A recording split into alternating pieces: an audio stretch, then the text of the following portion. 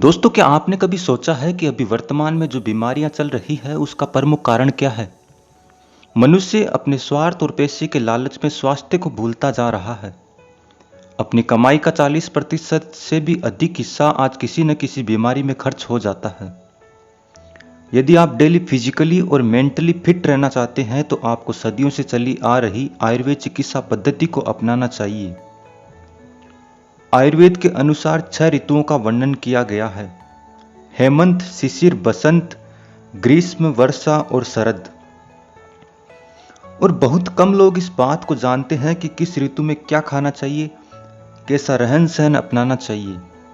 फिलहाल जो ऋतु चल रही है उस ऋतु का नाम शरद ऋतु है और इस ऋतु में मौसमी बीमारियां होने का सर्वाधिक खतरा रहता है।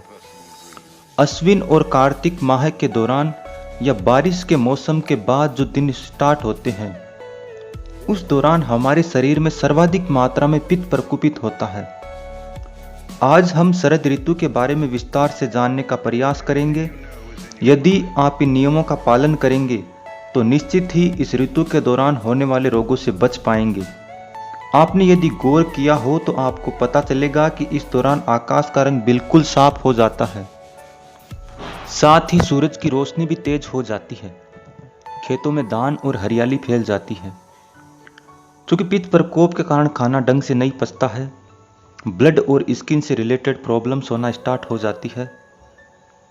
अब हम इस बात की चर्चा करेंगे कि इस ऋतु में क्या सेवन करना चाहिए।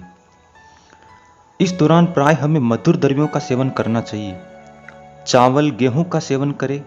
परवल, आंवला, मुनक्का आदि का सेवन इस ऋतु में श्रेष्ठ माना गया है।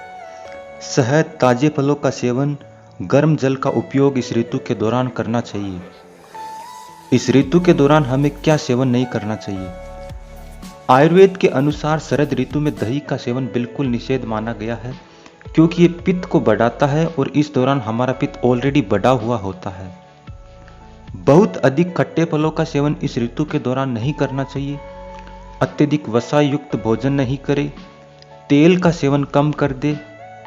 इस दौरान मात्रा पूर्वक भोजन का हमें सेवन करना चाहिए, अर्थात भरपेट खाना नहीं खाना चाहिए इस ऋतु के दौरान।